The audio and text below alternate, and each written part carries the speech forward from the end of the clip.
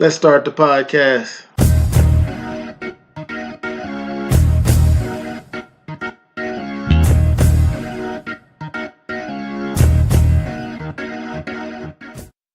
Cliff Jacks here with you, and thank you for tuning in to episode 2 of Off the Cliff Sports. We're going to have a great day today. We have a lot to get into, but first I want to take the time to thank everyone who listened in to episode 1, gave me a shot. Hopefully you liked what you heard. Unless I was picking against your team, of course. And as you know, it's all opinionated. So I have my opinion, you have yours. But I do have 2 acts for you guys out there in sports world. One, share the link to the podcast with someone you know, someone you work with. My second act would be, let me hear from you guys. You can reach me at OfftheCliff-Sports at gmail.com if you want to email me, or Twitter. The handle is at Cliff_Sports. Instagram, you can reach me at OfftheCliff_Sports. And last but definitely not least, if you go to OfftheCliff-Sports.podbean.com, you can pull up all the episodes, old and new, for the podcast. So this week we're going to talk about a little NFL championship week action to see who's going to the big game. We're going to discuss the NBA, the upcoming NBA All-Stars. We're also going to talk a little bit about college, coaches versus players. We're going to dabble into that a little bit on this episode. We're going to also talk a little bit about the National Hockey League and the upcoming All-Star game. Would this be a good time for new fans to take a look at it, see if hockey's something that may not be what you think it is? After this short break, we're going to come back and we're going to review some of the happenings of last week. Don't go anywhere, and thank you for listening to Off the Cliff Sports. Jack's back at you here. Don't forget, email us, tweet us, Instagram, Podbean. We're out there on all those sites. Come look for us. So, last week we had the divisional round of the NFL. We had 4 very highly contested games. One game that was a blowout. No one expected. The Patriots proved why they have went to 8 straight AFC championship games by dismantling Phillip Rivers and the Los Angeles Chargers. They did play like they were in San Diego, though. From start to finish, Tom Brady had control of the game. The Patriots ran the ball. They threw the ball. They scored on 7 of 9 possessions at one point in the game.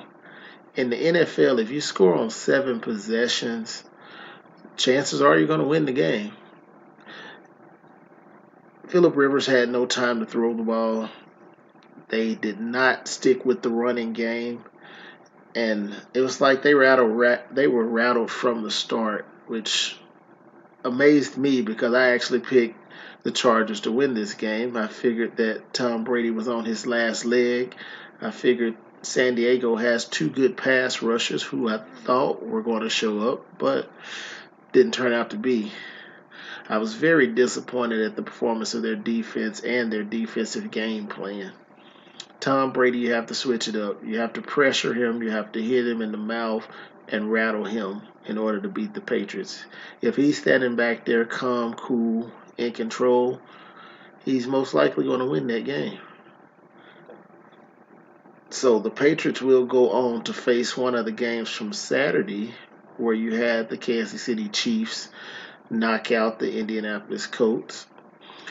It was snowing. It was cold. I actually had a relative that went to the game, and he said it was great football weather. Apparently for Andrew Luck and the Colts, once they got off the bus, the game was over. You could tell from the first quarter on, they really didn't want to be there, and the Chiefs just slowly, methodically took them out of the game. You didn't have a big game from Patrick Mahomes. He had a regular or okay game in his standards, but the Chiefs were able to run the ball, control the clock, and it was pretty much a beat down from the beginning as well. So the AFC, we didn't have a lot of excitement at all, which is surprising because I figured those AFC games would have been high scoring, up and down. And I guess you could say in Kansas, the snow did play a effect in that game. But on to the AFC Championship game, the Chiefs go, and the Patriots are going to come to Missouri to see if they can go back to the Super Bowl for the third time in a row. But we'll see how things go later on in the podcast. We'll get into that game. How about them Cowboys? Or as one analyst likes to say, an accident waiting to happen. And that accident happened in the Los Angeles Coliseum Saturday night. The Rams defeated the Cowboys 30-22 behind over 270 yards rushing in an NFL game. They had two running backs running for over 200 yards, 100 apiece, and the Cowboys' run game was non-existent. The NFL's leading rusher, Zeke Elliott, only had 47 yards rushing. Now, some people wonder, was it Zeke not able to run against that defense, or was it bad play calling by the Cowboys offensive coordinator? Zeke normally always can get his rushing going, whether the Cowboys play bad or good, but Saturday night, Ndamukong Suh, Aaron Donald, best NFL player in the game, destroyed the Cowboys offensive line and shut down the run. So that game started out with the Rams scoring 3. The Cowboys went down and got 7. The Rams came back and got 3 more. And from that point on, it turned into the Rams controlling the game. Their running game pounded the Cowboys inside. They pounded the Cowboys outside. And, of course, that set up play-action pass for Jared Goff, who did a solid job in the game. He played a game that was Super Bowl worthy, I would say. Dak Prescott on the other side, he was okay, threw for 266 yards, but he didn't make those plays, those plays that say, I'm going to get this team over the hump. That's what he was missing. And with Zeke not able to run the ball, Dak had to become that quarterback to throw 350, 3 touchdowns or something of that nature to help the Cowboys win. But the Rams defense came to play. Now, I can say the Rams defensive coordinator used to be the defensive coordinator for my Denver Broncos, who won the Super Bowl with him as their defensive coordinator. Good sign for the Rams. The Cowboys really got some things to think about this offseason. I know their owner loves their head coach, but me personally, Jason Garrett can't get the Cowboys over the hump. If he's their coach and they're still with this same vanilla offense that they're running, no imagination, nothing like that, just grounded and pound, that's not going to get them to the Super Bowl. So they got some thinking to do and some player evaluations that they really need to make in order for them to get better. And the last game of the weekend was the New Orleans Saints hosting the defending champs, Philadelphia. This game was exciting. Although it was a low-scoring game, it was so much energy in the game. Philadelphia came out, intercepted Drew Brees on the first play of the game, drove down, scored a touchdown. Drew Brees got the ball back, 3 and out, and had to punt. Philadelphia went down and scored a second touchdown, 14-0. Something at that point, I think, had Philadelphia feeling too confident, because after that, the Saints did a fake punt and they converted a 4th down.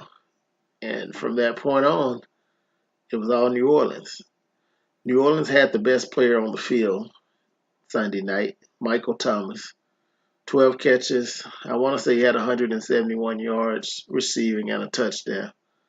He was a monster. No one could stop him, and Drew Brees know where his bread was buttered at, so he continued to go to that bread. That was one of the best games to be a 20-14 score. Final score it was. The Saints defense played really well, and if they played that well against the Rams, there's a good chance New Orleans is going to be headed to Atlanta to play in the Super Bowl of their arch rival. Philadelphia, they had their chance at the end, but unfortunately one of their most reliable receivers, a ball right through his hand. That ball went through his hands and right into the arms of Mr. Lattimore for the Saints. I know it had to be a crushing play. You could tell if you watched that game, you saw the coaches, the players coming up to him, letting him know, hey, things happen. But if you were in his shoes, I know if I was in his shoes, I probably would go in the house and not come out for a week or two and just sit in the house. We got two big games coming up, AFC, NFC championship games. They're going to be exciting. We're going to talk about them later on in the show, and I'm going to make my picks. Hopefully you guys will respond to me on one of our social media outlets and let me know what your picks are. Next topic we're going to talk about here is a little bit of last week in the NBA, and I'll come back in a minute and we'll get into that. Thank you for listening to Off the Cliff Sports. Thank you for listening in to Off the Cliff Sports. So last week in the NBA, the Lakers struggled some more. LeBron James has been out roughly 2.5 weeks, and the Lakers are feeling the effect of having the king on their team and not having the king on their team. They're losing to teams like the Knicks, the Wizards. They almost lost to the Bulls. Luckily, they came back and won that game. But they've dropped from the 4th seed in the West all the way down to 9. So right now, they're on the outside looking in. I mean, you have a lot of games left in the season, so it may not mean too much. Golden State has caught fire and have won 6 straight games, so that's a bad sign for the West. If they're getting prepared for the playoffs now, that means they're probably not going to lose too many more games. We'll see how that goes as time goes on. On the Eastern side, you still have the same teams at the top fighting it out.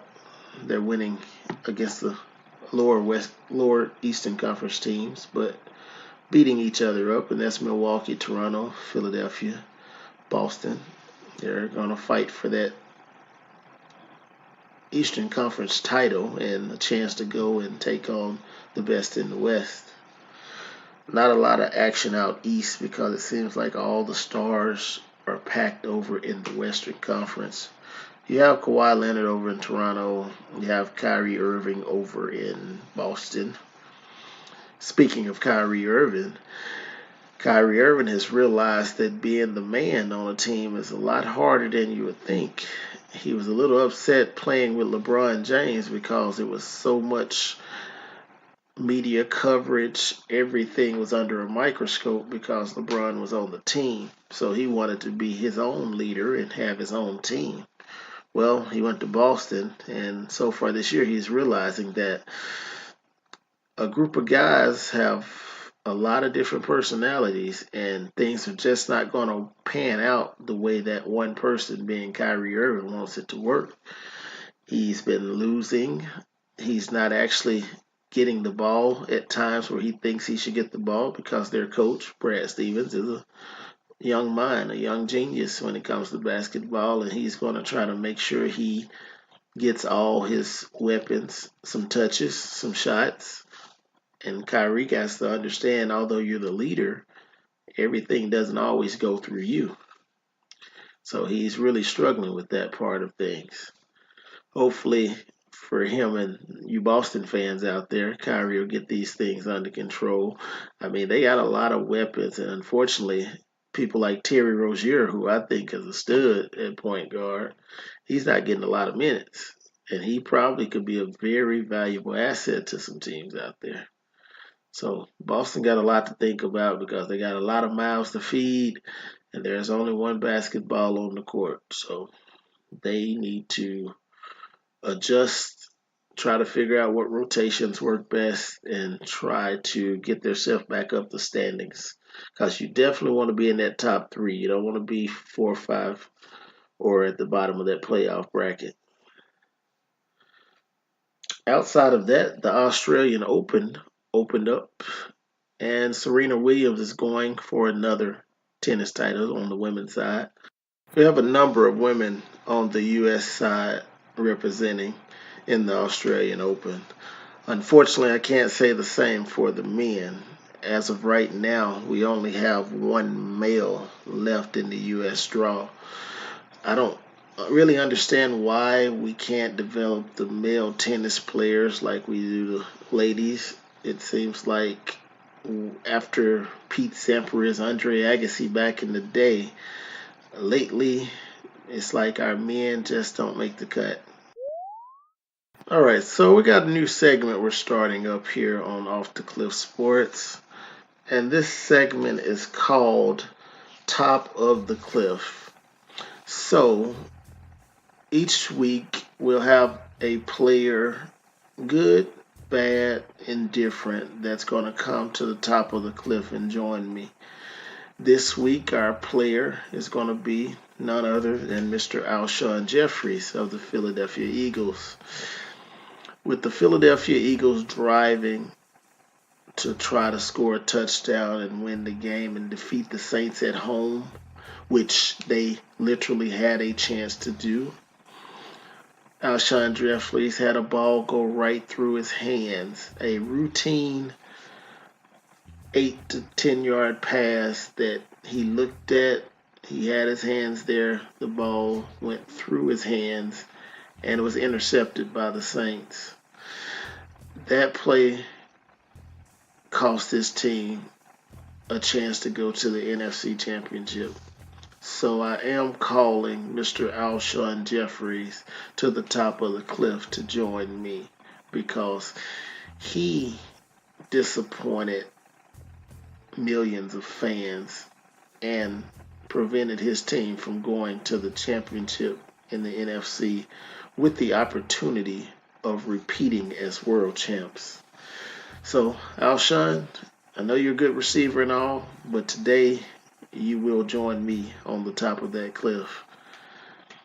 We'll be back and we'll get into our topics of the week, including the championship games, one in each division, some NBA All-Star talk, NHL All-Star talk, some college talk.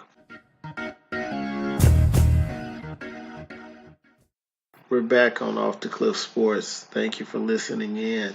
Remember, you can email me at offtheCliff-Sports@gmail.com, or you could tweet me at Cliff_Sports. Go out there and give me your comments, give me your feedback, let me know what you want me to talk about, and we'll get talking about it. So, Sunday afternoon, we're going to start figuring out who's going to play in the Super Bowl and who's going to be hosting the Super Bowl parties. That first game of the day, we have the New Orleans Saints hosting the Los Angeles Rams. Those two teams played earlier in the year, and in a game where the Rams looked like they had it, the Saints came back to take that victory in Los Angeles. This game, however, will be played in New Orleans, Louisiana, in the Dome, one of the hardest places, if not the hardest place, to play as a visitor and win. The Saints offense has not looked the same, honestly, since they played the Cowboys earlier in the year. The high-powered offense came out firing, but the last 3-4 games they've played, the offense has been rather pedestrian. That could be a good sign for the Rams, whose defense is starting to play stronger, and Aqib Talib is back, their best cornerback, and he has his hands full this week with Mr. Michael Thomas, who can beat you by itself if you don't contain him. Aqib Talib is good enough to play him one-on-one, but honestly, myself, I'm going to have a safety over the top, or I'm going to have to bracket him for the in routes that he runs.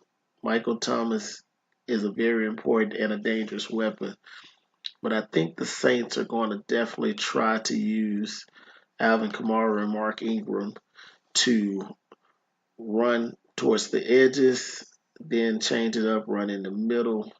If they can get their running game going and wear down the Rams, the Saints could control that clock. And if they control the clock, they have a real good shot of winning. Now, we can't underestimate what the Rams is bringing to the table. They just had two running backs run for over 100 yards each against the Dallas Cowboys last week, which stunned everybody.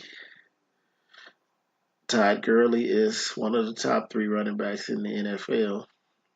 C.J. Anderson did win a Super Bowl previously, came off the streets after being cut by two other teams, and has fallen into a gold mine and a great opportunity to show I still got it for next year. I think this game is going to surprise a lot of people and be a lower scoring game than most would doubt. I myself picked the Saints to go to the Super Bowl before the playoffs started, and I'm going to stay with my pick.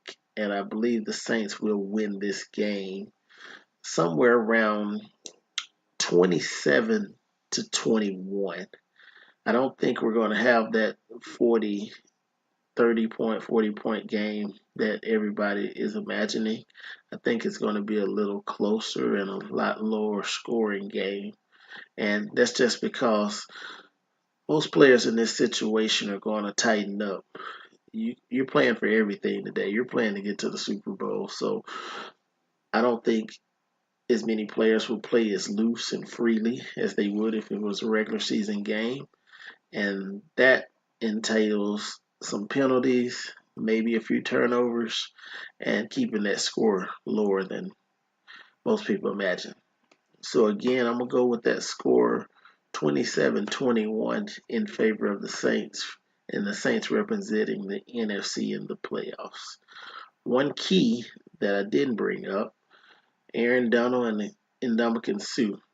If they can push pressure into Drew Brees' face from the middle of that D line, that definitely can help their back end and buy them some time to try to prevent Michael Thomas and the supporting cast from burning them deep. I think Marcus Peters, he's a solid corner on the other side of Aqib Talib, but his emotions get into the game a lot, and that can cost him because sometimes he misses assignments. I think the Saints are going to probably try to attack him and stay away from Aqib Talib as much as they can. Now, you can't go away from Michael Thomas because he's a stud, but you got to play this game smart because one bad play could cost you a chance at the Super Bowl. Look for the Saints to win. If you think otherwise, tweet me, send me a message, an email, post a message on my Instagram post. The second game of the night is going to put the team everybody loves to hate, the New England Patriots, including myself, against the Kansas City Chiefs.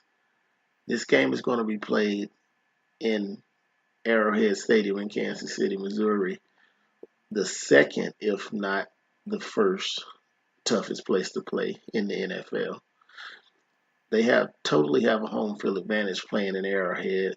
The crowd is rambunctious. It's loud.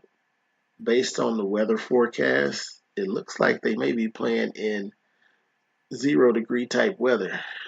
Now, New England's not scared of playing in that weather because they're from Boston, so that shouldn't be a problem.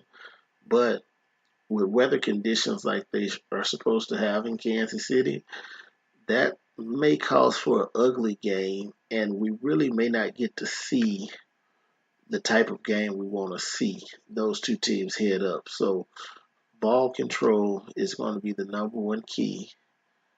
no turnovers. The team with the most turnovers probably will lose this game because of the weather. And the team I think that actually runs the ball best has a very good chance of winning this game as well. Key players for the Chiefs that didn't play when these two teams played earlier in the year. Mr. Houston is back on defense. He's going to be a very important part of their defense because he can get to the quarterback. You have Chris Jones rushing from up the middle. That young kid is a stud. Somebody's going to pay him a lot of money because he is a beast in the middle of that defense. He can move, he's fast, he's quick, he's strong. If he was on the market, and I hope my team go out and get him, I would be very happy for that. For the Patriots, of course, it's all about number 12. If number 12 stays upright, the Patriots have a chance. If the Chiefs can get some pressure on number 12, hit him a little bit, make him have to move laterally, he's going to be shaky. If all you do is make Tom Brady move up in the pocket, he's one of the best of all time. That's easy for him. That's easy pickings. I think the Chiefs have to press up on those wide receivers, and they have to be ready for the running backs catching passes in the flat. Tom Brady throws a lot of dump passes to his running backs, let them get 5-6 yards. If you get 5-6 yards, 2 plays in a row, you got a first down. And that's one key. Sometimes those running backs break tackles. James White is going to definitely be a key because he can catch out the backfield and he's elusive. The Chiefs cannot let James White beat them. So you definitely got to have a linebacker or a safety that's quick enough to follow him from his backfield position to the swing routes he run, to the curl routes he run. This game, because I'm anti-New England, unfortunately, I am going to pick the Chiefs, but I do think the Chiefs have the better team. I think Patrick Mahomes is the MVP of the NFL this year. He's a young stud. I think that he can bring some to the table in a weather game like this. Unfortunately, Tom can't, and that's because he can move. He can run, although he doesn't do it a lot. He's agile, and he has the ability to run out the pocket. So I think he definitely would be a key to this game. This game, definitely, I'm looking for another low-scoring game because of the weather factor. And I'm going to go out and I'm going to pick the Chiefs to get to the Super Bowl. And I'm going to pick the Chiefs by a score of 20-13. I don't think the scoring is going to be a lot. I think it's going to be kind of windy, so you may not be able to pass a lot, and you got to look for some breaks. Turnovers, bad punts. The Chiefs also have someone that they call a cheetah that they can give end rounds to. He can return punts. He makes catches that you wouldn't think he could, which is a testament of him developing himself into a wide receiver, which most of us didn't think he could do, but he has. So Tyreek Hill is a factor as well in this game. Don't be surprised also if you see a Rob Gronkowski sighting. It sounds like the type of game he might come to play. A couple big catches by him could change the flow of the game in the favor of the Patriots. But again, I'm going to go with the Chiefs in this game, 20-13. So I'm looking for the Chiefs and the Saints to meet up in Atlanta, Georgia for the Super Bowl. If any of you guys got tickets to the Super Bowl and want to give me a pair of tickets, I'll be willing to take them from you. Just let me know. Because I don't have a problem getting to Atlanta. I can take care of all that. Just give me those tickets to that game. And I'm sure some of you guys wouldn't mind going with me, regardless of who's in the Super Bowl. Going to a Super Bowl is something on my bucket list. What about yours? Well, we've covered our 2 championship games in the NFL. So we got a lot to take in. We're going to take a short break, and then we're going to come back and we're going to get into our other topics of the day. NBA All-Star, NHL All-Star. You're listening to Off the Cliff Sports.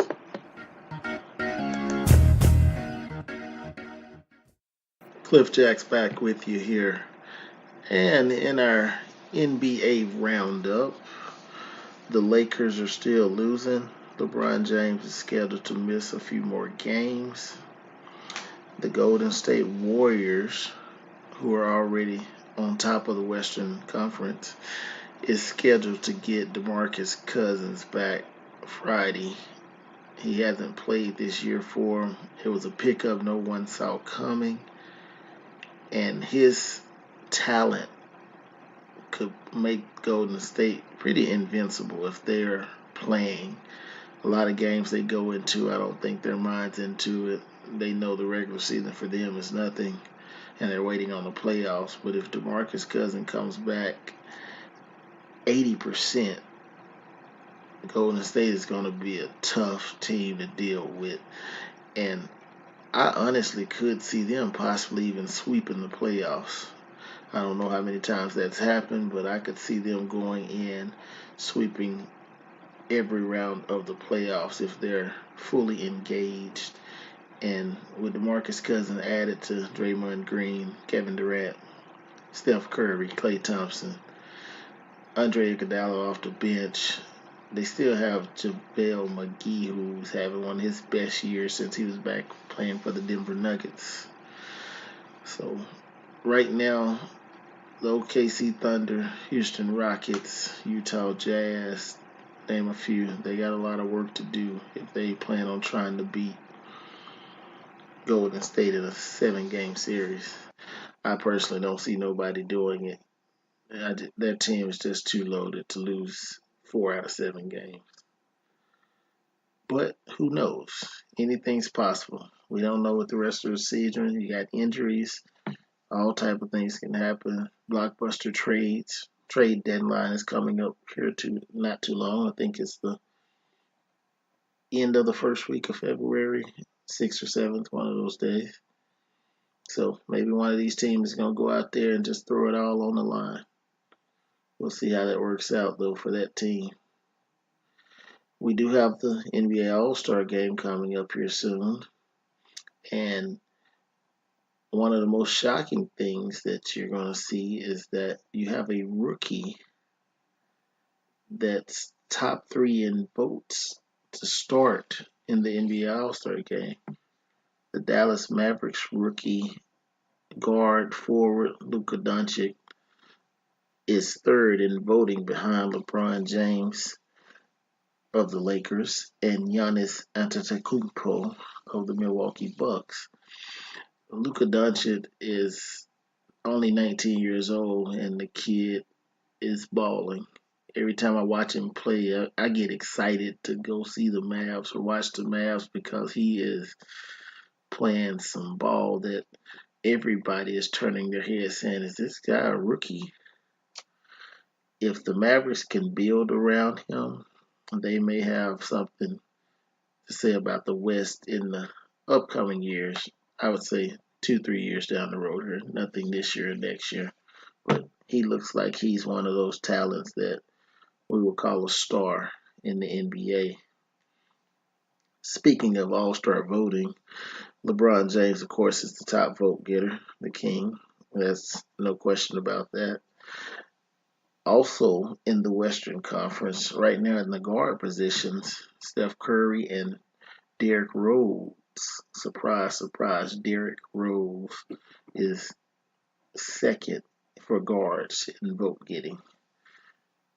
And that 5th spot, which of course they changed not too long ago, now you have guards and you have front court, so it kind of takes centers out the game. I mean, it kind of sucks for the big men.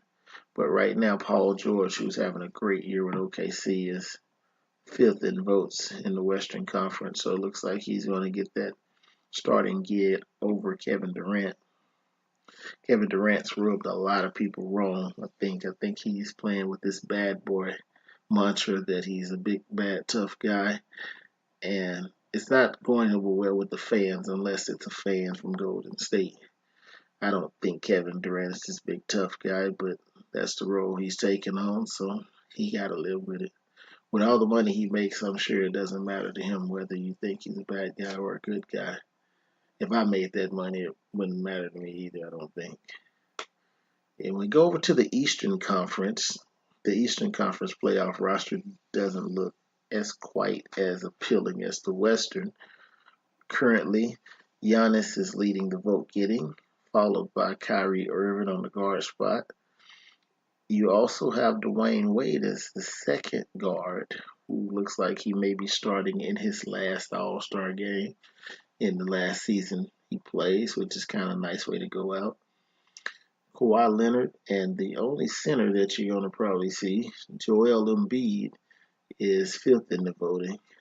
Joel Embiid, he's a center, but he honestly plays like a power forward. He has some range, but three-point shooting's up and down. I know he said he's not shooting any more threes, which a man of his size, it's good for him to be in that post, banging those little guys, dunking on people, blocking shots. I love when he plays that way. He does have the skill to do it. He talks a lot. Sometimes his talking gets him in trouble, but a lot of times when he talks to the right person, he backs it up. Go ask Andre Drummond from Detroit. I think the All-Star game now is a lot better since they do this drafting.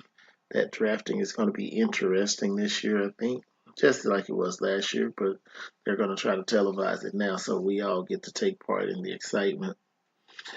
Most of us just really like seeing a competitive game. Myself, I do like a lot of the dunks and all, but when it comes to the second half, fourth quarter, I do kind of want it to be a close game where the players start really seriously playing and we can see the talent. I mean, a lot of times in the summer, they go at it harder than they go at it in the All-Star game.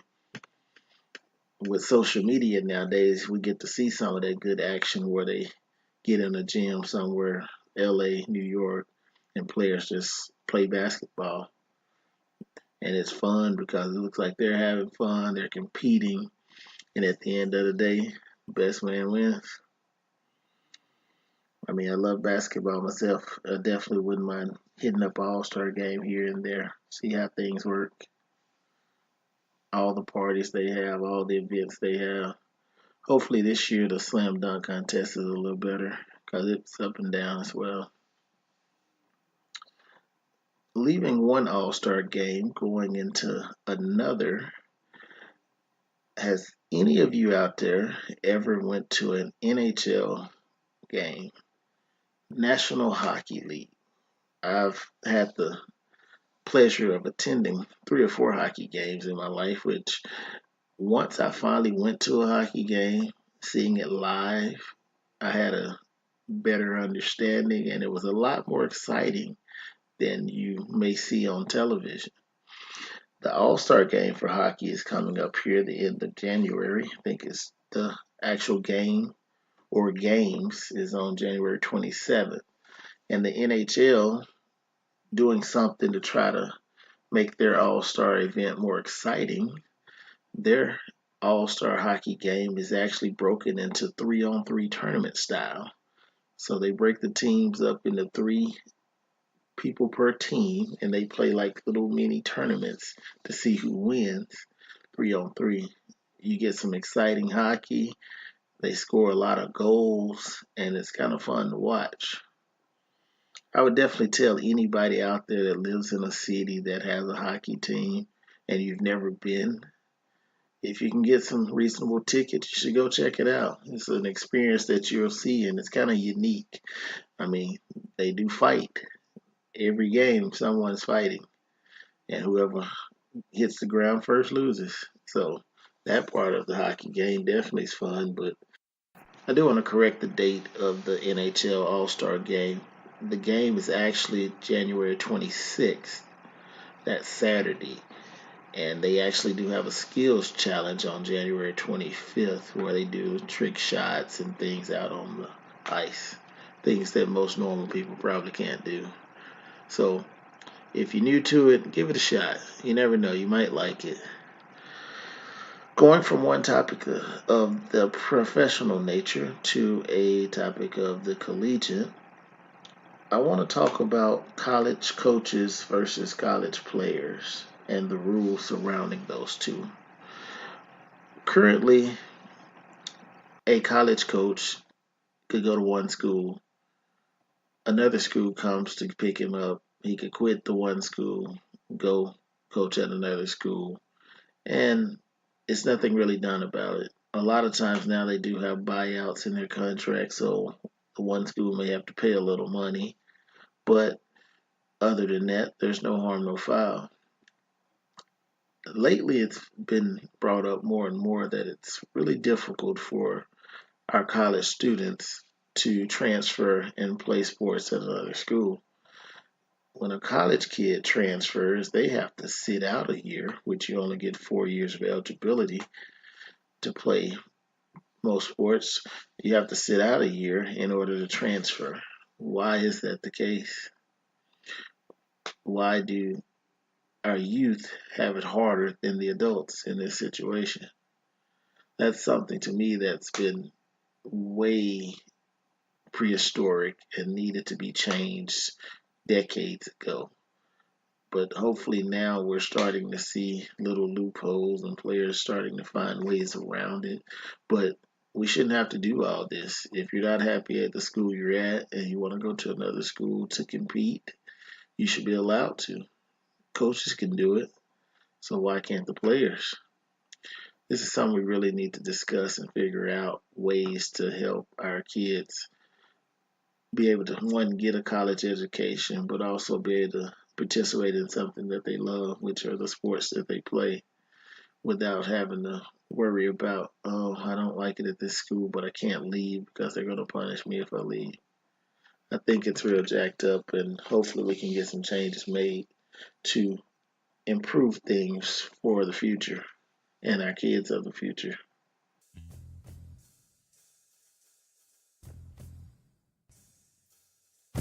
Moving into our quick take section here on Off the Cliff Sports. Today, our quick takes are going to take us to Washington, D.C. and the White House, the home of the President of the United States of America. This week, the Clemson Tigers, who won the NCAA football championship, visited the White House, something that a couple years back used to be considered a very prestigious thing. When you won a championship, going to the White House was something that all teams wanted to take part in because it was, hey, I'm meeting the president, the most powerful person in the world, something that most people don't get to do. We get to share a nice dinner, we get to take a picture, and it's showing that, hey, I was the best at something that I do. Well, this trip for the Clemson Tigers this year, they attended a meal at the White House, and that meal was fast food. The president served McDonald's, Wendy's, I think it was some pizzas out there, to these young athletes who have dedicated themselves to the University of Clemson, educational-wise and on the football field. I think it was unbelievably an insult to serve fast food on fine china to these young individuals. Most of the time those meals are something catered, something like steak, lobster, an elegant meal to show them, hey, we appreciate what you did, congratulations, keep up the good work. But unfortunately, this occasion did not turn out that way. Now, those players, they all showed sportsmanship and a good side. They didn't complain, they didn't grumble. But unfortunately, as an adult, I can complain and grumble for them. Now, I'm not bringing politics into this sports podcast because we talk about sports, but the whole incident was a travesty. And definitely, if it was up to me, it would be something I would want to do over to make it up to those kids, because that was not the type of event they thought they were going to. Second quick take of the day. Golden State Warriors are going to get their starting center, DeMarcus Cousins, back, who hasn't played all year. He was having a monster year last year for the New Orleans Pelicans until he hurt himself. Apparently, no one wanted to sign him in the offseason, so he actually reached out to the Golden State Warriors and said, "Hey, do y'all got room for a center?" Golden State said, "Of course, we got room for a center." He will start playing Friday, and we're going to determine over the next 5-10 games, we're going to really see, is this playoffs going to be a waste of our time to watch because DeMarcus Cousins made them that much more better, or maybe he doesn't have the step he used to have and it's not really worth Golden State holding on to. Only time will tell, but we'll see soon. Our last quick take of today, one of my favorite topics, golf. Tiger Woods, who had a great 2018 season when no one thought he would. He will be playing in his first tournament of 2019 on June the 24th. The tournament will be at Torrey Pines in California. A beautiful course from what I see on television and from what I hear. Tiger now is trying to not only prove that he's back to a competitive level, but that this year the goal is for him to win one of the 4 majors. And I think he's going to get one. If he just plays loose and stop trying to hit the ball the furthest on the tour, just hit the ball, keep it in play, use his strong iron play, and as long as his putter doesn't fail him, I think he's going to get one of those majors that no one thought he was going to get after those back surgeries he's had. So I'm definitely a Tiger fan. I'll definitely be watching, and I'm pretty sure the PGA loves when Tiger plays on Sundays and Saturdays because the PGA money increases.